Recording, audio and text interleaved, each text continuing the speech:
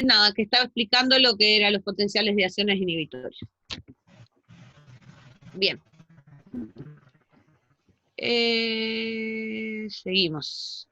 Esto es un esquemita. ¿Ya está grabando? Sí. Bien, buenas. Entonces ahora sí seguimos. Esto es un esquema de lo que ocurre en un potencial de acción excitatorio, ¿no? Con la despolarización y la repolarización, y es totalmente lo contrario, ya lo ven, hiperpolariza, cada vez más negativo. Entonces, es como que quiere comenzar ese potencial de acción, pero con la entrada del cloro termina inhibiéndose. ¿Sí? Acá lo dice, abren canales de potasio, abren canales, abren canales de potasio, cloros, y cierra canales de sodio.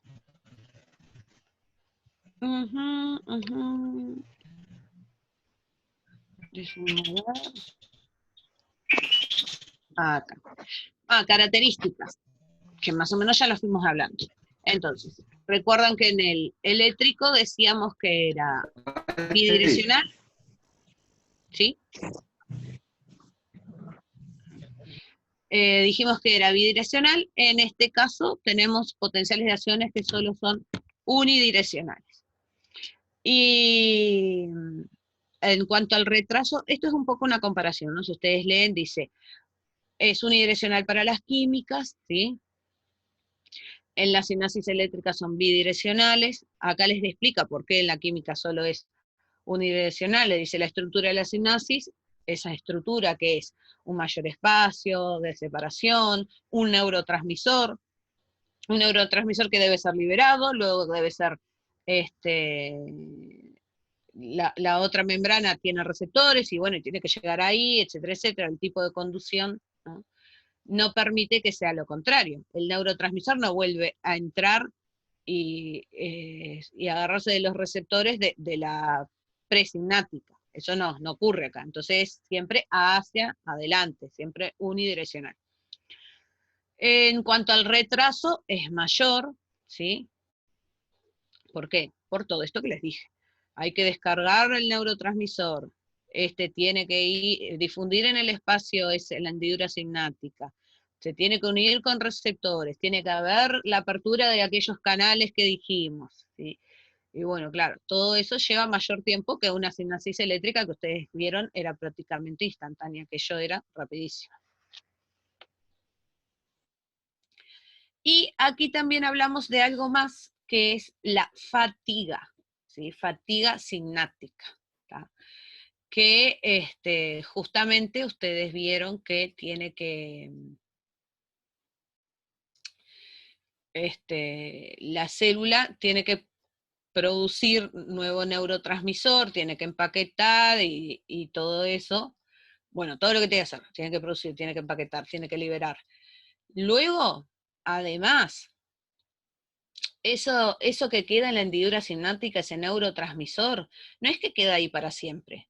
Eso también se tiene que destruir, porque si no tendrías constantemente, y después vamos a ver que hay enfermedades asociadas y que justamente se puede modular ahí en ese espacio a través de, bueno, de medicaciones, por ejemplo, de terapias, eso no puede estar constantemente ahí, sino estaría como constantemente ocurriendo, estimulado de esa potencialización, y bueno, más allá que hay una fatiga sináptica y que tiene que haber un tiempo, no siempre para todas las funciones eso tiene que estar ahí. Entonces, hay muchísimos procesos que ocurren y justamente hacen que este tipo de sinapsis tenga un mayor retraso, ¿no? Y hay lo que se llama una fatiga sináptica. Y como dice acá, se cree que se debe al agotamiento del neurotransmisor en la terminación axónica. Es un mecanismo protector frente al exceso de excitabilidad neuronal. ¿Y qué más?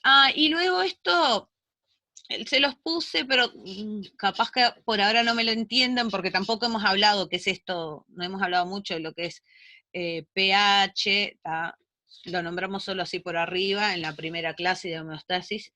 Bueno, pero también está la sensibilidad a las características físico-químicas del medio externo. ¿Qué quiere decir eso? Que nosotros, en lo que es nuestro cuerpo, ¿ah? Tenemos un pH, que ese pH, no sé si alguna vez recuerdan del liceo, es una medida ya sea de acidez o alcalinosis en nuestro cuerpo. Bueno, y eso, ¿sí? El pH de nuestro cuerpo es 7,4. Hay momentos o hay circunstancias en que ese pH se modifica, ¿sí? Y entonces, cuando hay modificación de ese pH, eso también puede, de alguna manera, es sensible, ¿sí? Esa célula, esa neurona, a esa modificación, ¿sí? Aquí les doy un ejemplo, dice, acá, cuando hay un aumento, se pasa de ese 7,4, se incrementa la excitabilidad, ¿no? Y acá les dice el caso de las personas epilépticas, y que en la respiración intensa puede desencadenar un ataque justamente de la epilepsia por ese pH que se eleva. Y cuando es el caso contrario, acidosis, porque baja de 7,4, se hace más ácido, en esa escala de pH, me olvidé decirles que 7 es neutro, hacia el 1, hacia el 0 es ácido, y del 7 al 14, para arriba del 7 al 14 se dice que es alcalino.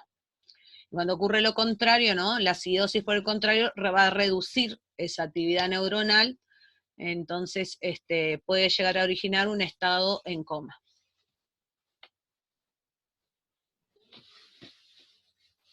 Bueno, y la terminación de esa, ¿cuándo termina, no, esa transmisión sináptica? Es cuando desaparece ese neurotransmisor de esa hendidura sináptica. Y hay 3 formas.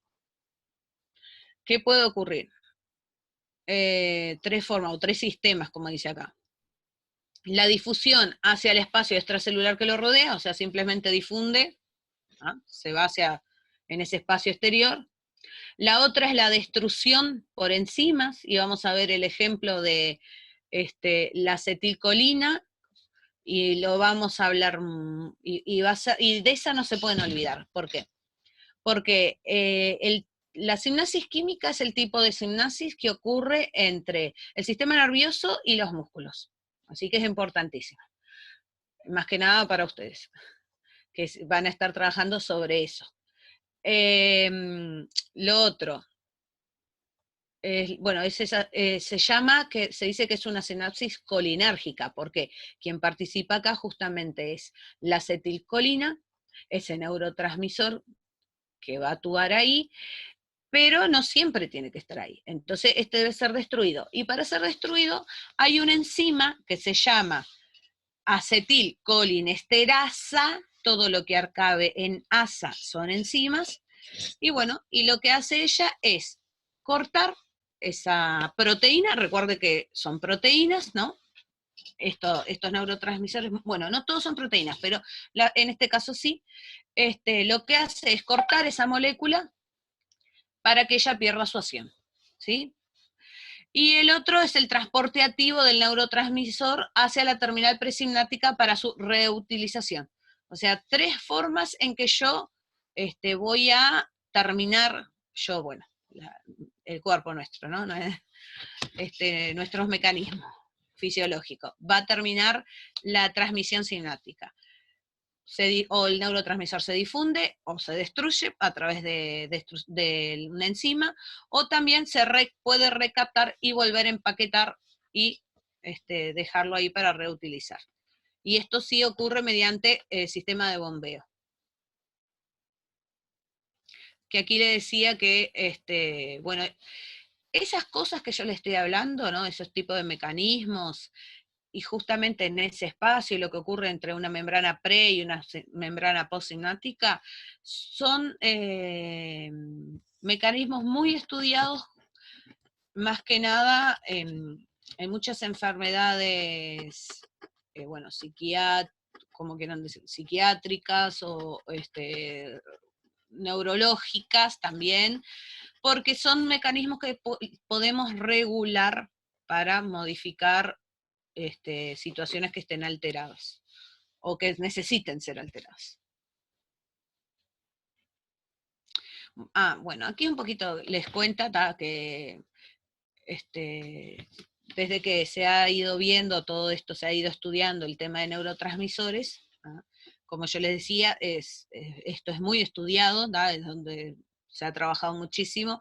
Dice que en 1965 solo se habían descubierto 3 tipos de neurotransmisores: la acetilcolina, esta que vamos a nombrarla varias veces, la noradrenalina, que la noradrenalina y la adrenalina son distintas en su estructura química, pero en su función es la misma cosa, tienen la misma función.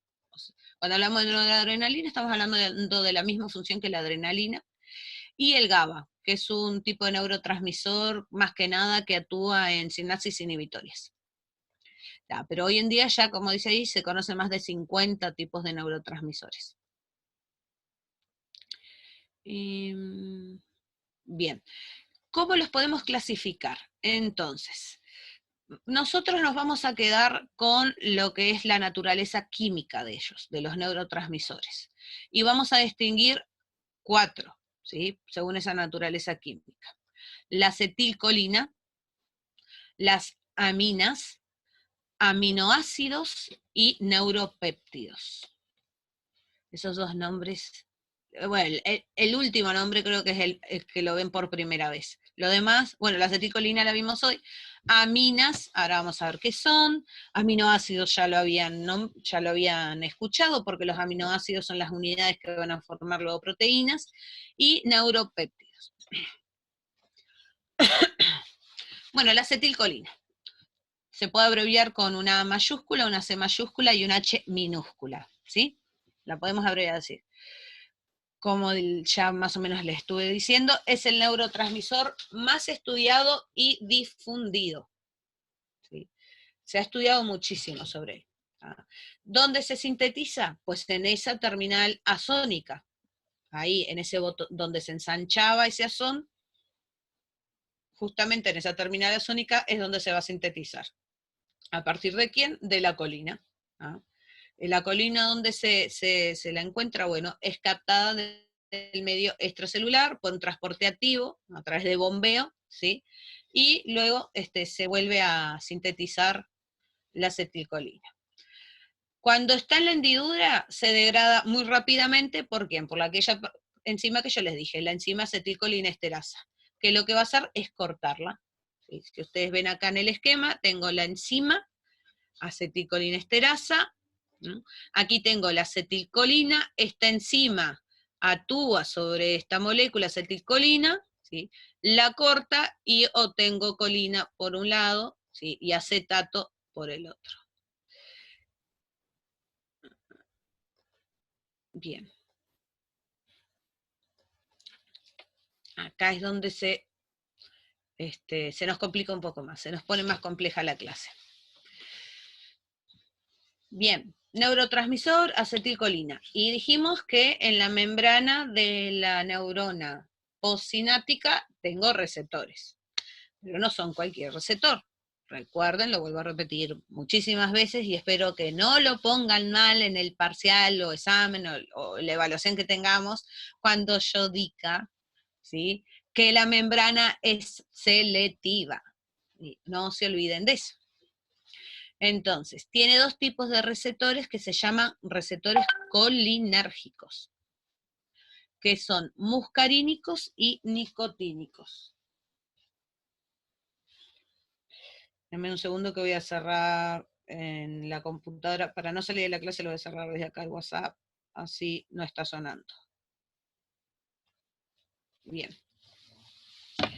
2 tipos de receptores colinérgicos, recuerden, se llaman colinérgicos por la acetilcolina, ¿sí?, por ese tipo de neurotransmisor, que son muscarínicos y nicotínicos. Desde el punto de vista funcional, los muscarínicos son receptores acoplados a la proteína G, o sea que no son receptores en el que se unía el neurotransmisor y simplemente modificaba la estructura de ese receptor y difundía el neurotransmisor. No, ocurría toda aquella cascada, ¿sí?, de señales para luego recién abrir el canal.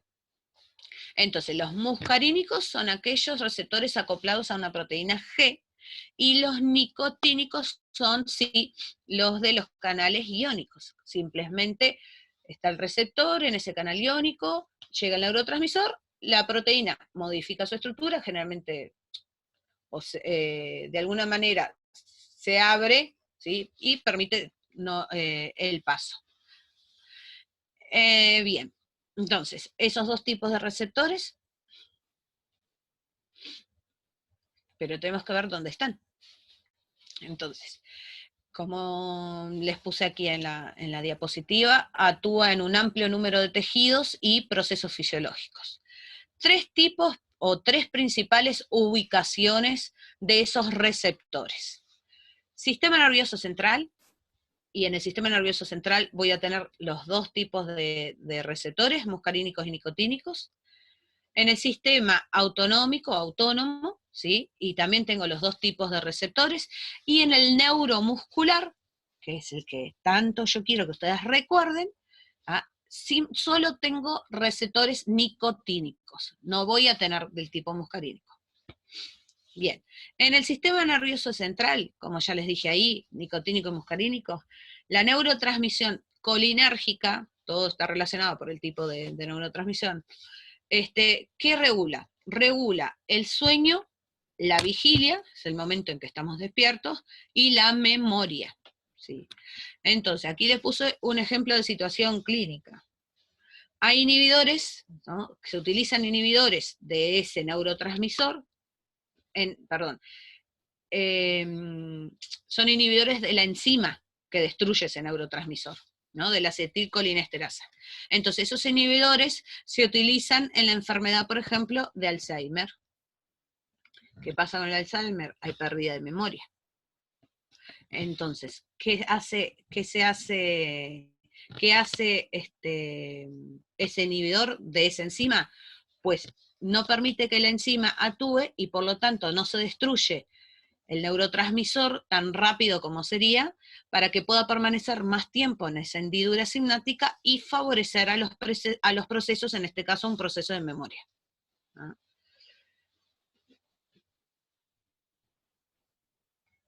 Receptores autonómicos, los que están presentes para esa sinapsis colinérgica, ¿no? Están presentes tanto para la sinapsis colinérgica y la adrenérgica, aquellos que tengan que ver con adrenalina y noradrenalina. Bien, en el sistema autónomo nosotros sabemos que tenemos simpático y parasimpático, ¿no? Mientras el simpático realiza una acción, el parasimpático, ¿se acuerdan?, contrarrestaba esa acción. Si yo, en el simpático era nuestro sistema aquel de huida, preparar para el escape, mientras que el otro era de relajación. ¿Sí?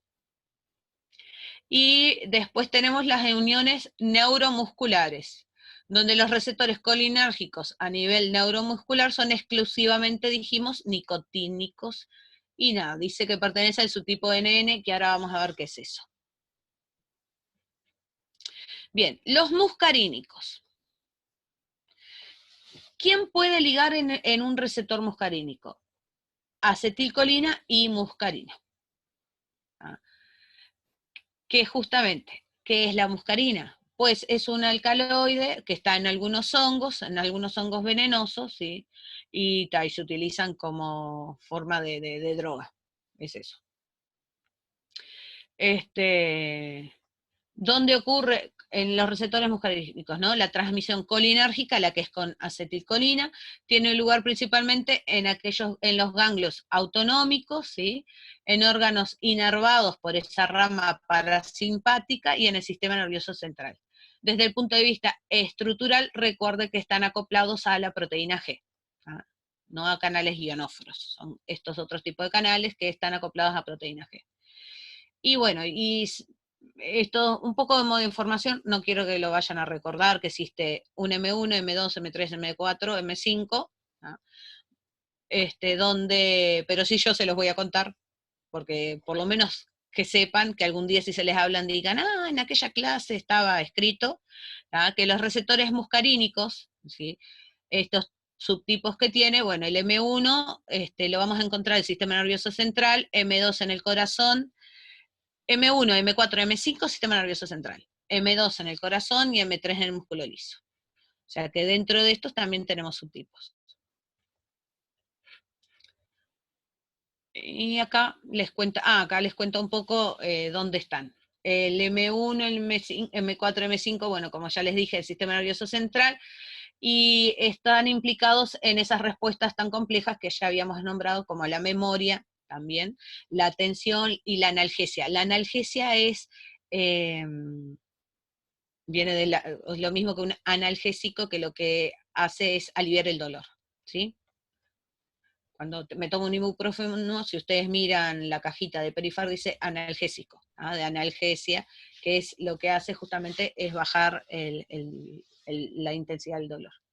Bien, y los receptores M1 se encuentran también en células parietales gástricas, en las células que tienen que ver con nuestro sistema digestivo y a nivel de esos ganglios autonómicos, porque recuerden que nuestro sistema digestivo está inervado por nuestro sistema nervioso autónomo. Nosotros no estamos constantemente pensando en que tenga que hacer sus funciones nuestro aparato digestivo, sino que esto ya es autónomo. Bueno, los receptores 2, lo que hace la activación de esto, disminuye la velocidad de la conducción de los nódulos. Estos nódulos tienen que ver con la parte eléctrica del corazón, cuando veamos corazón los vamos a nombrar otra vez, y reducen así la frecuencia cardíaca, y el M3 en el músculo liso, que lo que hace justamente, por ejemplo, músculo liso tenemos en los bronquios, ¿sí? Y entonces, donde van a actuar en la broncoconstricción, cuando se cierran los bronquios, en la vejiga, porque en la vejiga favorece la misión, ¿no? Se tiene que encontrar la vejiga como músculo que es para favorecer la misión, y luego en otras glándulas exocrinas. Bien, los nicotínicos. Dijimos que les dije que justamente el muscular era NN, que también le podemos decir N1 o NM, y N2 o NN. Sí, perdón, NM era hoy. ¿Dónde están? Los N1 o NM son receptores que se ubican en la unión neuromuscular. Ese son con el músculo directo, cuando ya ocurre, ya está en contacto con el músculo. Y los N2 o NN son receptores nicotínicos que van a estar relacionados con ese sistema autónomo que veníamos hablando. Bien, aminas. Las aminas, para que tengan un poco de idea, son compuestos químicos que tienen en ellas un grupo amina. ¿Qué es un grupo amina? Es un grupo con nitrógeno unido a hidrógenos, que hay dentro de las aminas tenemos primarias, secundarias y terciarias. Eso ya no es importante, pero por lo menos sepan que se llaman aminas porque esa molécula tiene ese grupo que está formado por nitrógeno e hidrógeno, ¿sí? Y estas se van a sintetizar a partir de aminoácidos. Aquellas unidades funcionales, ¿se acuerdan que habían 20 tipos de aminoácidos? 10 esenciales, no esenciales, bueno, son sintetizados a partir de estos, ¿sí? Hay dos grupos, ¿sí? Las catecolaminas son una, y de ahí en las catecolaminas vamos a encontrar la adrenalina y la noradrenalina, ¿sí? Como dice aquí, sintetizadas a partir de un aminoácido que se llama tirosina, de aquellos 20 hay uno que se llama tirosina, que es transformado en dopamina, y también puede generar a partir de esto, con varias modificaciones químicas, genera lo que es la noradrenalina y la adrenalina, que como ya les dije, ambas tienen la misma función, pero, y son segregadas, yo algo les puse, ahora estoy mirando, pero más adelante sí, son segregadas en una proporción de 20% al 80%, 20 noradrenalina y adrenalina 80, pero con la misma función. De estas catecolaminas, entre las más conocidas de la dopamina, encontramos lo que tiene que ver, aumento de la frecuencia y presión cardíaca, regula el sueño, la atención y la actividad motora. Es también, la dopamina también regula el humor, como nos sentimos, ¿sí? Se considera la dopamina el centro del placer. Seguramente han escuchado como droga a la dopamina, ¿sí? ¿Por qué? ¿Por qué es un centro de se considera como un centro de placer? Porque ella va a regular la motivación y el deseo, ¿sí? Y hace que repitamos conductas que nos proporcionan beneficio, placer. Toda conducta que nos puedan producir beneficio, esta hace que nosotros la repitamos. Y ella, ¿cómo actúa en todo esto que tiene que ver que lo esencial acá es la sinapsis, ¿no? Y la transmisión del potencial de acción? Bueno, la dopamina es hiperpolarizante, ¿sí? Abre canales de potasio y está sobre todo en el sistema nervioso central y en la retina. Hay otros estudios que están asociados a la dopamina y tienen que ver con el sobrepeso, ¿sí? Nos quedan 10 minutitos. Bien, y entonces hay personas que tienen menor concentración de dopamina y justamente, ¿qué les pasa a esas personas? Pues para poder sentir placer, comen más. ¿Ah? Cuando yo me siento cuando comemos, tenemos hambre y comemos y estamos satisfechos, pues estamos felices, ¿no? Panza llena, corazón contento. Bueno, hay estudios asociados justamente con este neurotransmisor, la dopamina, ¿ah? Que hay personas que tendrían falta de y por eso ese impulso de comer y para poder tener ese efecto de placer. A ver, alguien pregunta acá en el chat. Ah, sí, es verdad, es tal cual. Bien, los trastornos más frecuentes también asociados a la dopamina son la esquizofrenia y el Parkinson, ¿sí? ¿Cómo ayudar a esos niveles de dopamina? Bien, hay que evitar el estrés. Cuando nos estresamos, comemos más. Hay personas que obviamente comen, ya sabemos que está aquel clásico que tiene aquella suerte, que puede comer lo que quiera, que se estrese, comer lo que quiera y no va a engordar nunca, adelgaza. Bueno, pero cuando asociamos la dopamina con el estudio del sobrepeso, ¿sí? El estresarnos aumenta la necesidad, ¿no? Baja esos niveles de dopamina y aumenta la necesidad de comer. Entonces, ¿qué se recomienda? Respetar el sueño, tenemos que dormir las horas necesarias. Algunos dirán, no siempre es 8, ¿eh? Esto no es una cosa, cada cuerpo es un mundo. Está el clásico, aquello que todos repetimos, porque dicen que hay que dormir 8 horas, no. Capaz que alguno de ustedes necesita 10, otro 6, otro 8, otro 9. Bueno, lo importante es que nosotros respetemos las horas de sueño. Y otra cosa, también es importante respetar el ciclo circadiano de nuestro organismo. El ciclo circadiano es aquel que se rige justamente por las horas del día, no día, y eso es importante, porque si usted, bueno, hay personas que tienen trabajos en la noche y obviamente no es lo mismo. Por más que diga yo duermo en el día, no es lo mismo porque nuestro cuerpo tiene un ciclo que se llama ciclo circadiano. Tecnología que es importante, horas antes, 2 horas antes de que yo sepa que me voy a ir a dormir, tengo que dejar de estimular mi mente, ¿sí? Con todo el tema digital. Nada de celulares, nada de computadora, si puedo, tele tampoco, un libro, una revista, los apuntes de FAF, me acuesto, me siento, leo y al ratito seguro que se van a dormir. Pero eso es lo importante, ¿no? Eso es una manera de que nosotros ayudemos a justamente aumentar esos niveles de dopamina. Otro gran aliado, ¿sí? De unos buenos niveles de neurotransmisores, ¿quién es? Pues ahí entran ustedes, chicos.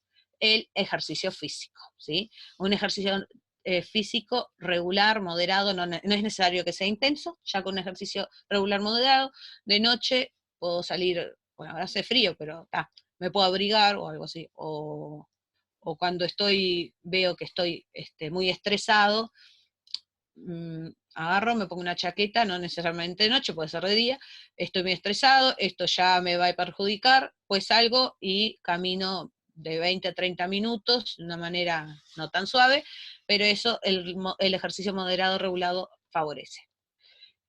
Bien, nos quedan 5 minutos, puedo seguir. La noradrenalina y la adrenalina. Bien, tienen receptores tipo alfa y beta que pueden ser estimulantes o inhibidores según el tipo celular de donde vaya a actuar. Tanto una como la otra se unen y activan el mismo tipo de receptores y desencadenan la misma respuesta. Como yo le decía, tienen la misma acción.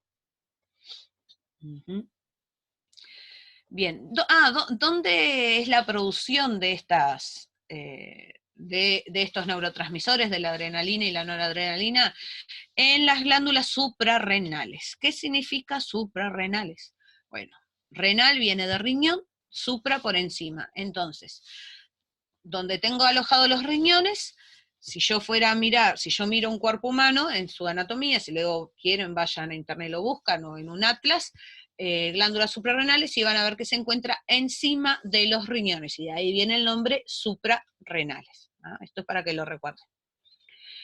Bien, entonces, en las glándulas suprarrenales, ese sistema nervioso simpático estimula, porque se acuerdan que era con el simpático, aquel que está asociado a la huida, estimula la producción y la liberación de estas dos, ¿sí? Y estas van a donde el torrente sanguíneo. Como ya les dije, hay una producción de 80 a 20, y bueno, y ahí, por eso se habla de una respuesta adrenérgica. ¿Ah? Y luego tenemos la serotonina, ¿sí? Que también seguro la habrán escuchado hablar. Ella es sintetizada también a partir de un aminoácido, del triptofano. A ver qué me salta en el chat. Ahí va, alguien me dice, yo duermo 4 horas, estoy bien. Es que depende de cada uno. Yo no duermo 4 horas. Bien, me quedé en la serotonina. A partir del triptofano, a partir de otro de esos 20 aminoácidos que habíamos hablado, puede ser hiperpolarizante o despolarizante según el receptor, ¿sí? Y esta se clasifica como un neurotransmisor inhibitorio por el tipo de efecto que tiene ella en el cerebro, ¿sí?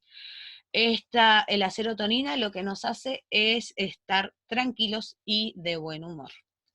Ayuda a regular el apetito también, el ciclo del sueño, va a inhibir la violencia, esos ataques de rabia, ¿no? Cuando estamos súper estresados, bien.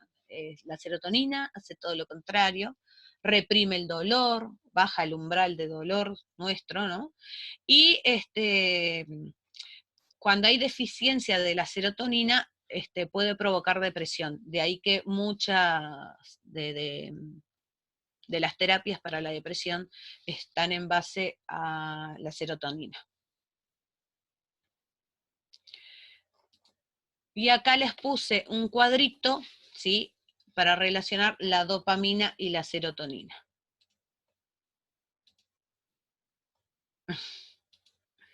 ¿El que no tiene serotonina es por el tema de la violencia o por la depresión? Alguien me puso acá en el chat, no tengo serotonina. Bien, entonces, comparando las dos, ambas son sintetizadas de un aminoácido, ¿sí? Ay, ahora no puedo abrir. Perdonen. Ay.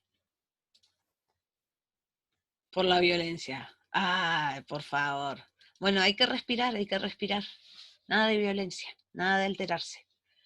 Hay que favorecer a la dopamina. Salga a caminar. Entonces, comparando ambas. Dopamina responsable de la motivación, euforia o excitación, mientras que la serotonina era lo contrario, recuerda. Tiene un efecto calmante, como reprimir el dolor y controlar la depresión. Sí, en la cuarentena es bravo. Bueno, La dopamina es un neurotransmisor excitante, mientras que el otro dijimos que era inhibitorio. Este cuadrito sí está bueno que ustedes se lo aprendan. Sintetizada. Bueno, no es necesario que recuerden el aminoácido, porque vamos, que ni yo me acuerdo mucho. Si yo tuviera que nombrar hoy los 20 aminoácidos, no sé si me acuerdo todos. Entonces, pero sí sepan que uno es sintetizado de un tipo de aminoácido y el otro del otro, ¿no? Uno es de la tirosina y el otro del triptofano. Lo que para mí es que está bueno que recuerden, sí, es el tipo de acción que tiene cada uno, excitatorio, inhibitorio, donde trabaja, ¿no? Euforia, motivación, excitación, aquí es calmante, ¿no? Reprime el dolor, controla la depresión. La deficiencia de la dopamina relacionada con la enfermedad de Parkinson, la deficiencia de la serotonina en trastornos de ansiedad y depresión, y la dopamina, los niveles bajos provocan la pérdida de la memoria, ¿sí? Por eso tenemos que evitar justamente el estresarnos y todo eso, porque no nos favorece para el estudio para nada, tampoco en el libido sexual, en la digestión, nuestra digestión no va a ser buena, va a ser deficiente, y hay mala comprensión. ¿tá? Y mientras que la serotonina, los niveles bajos provocan alta sensibilidad al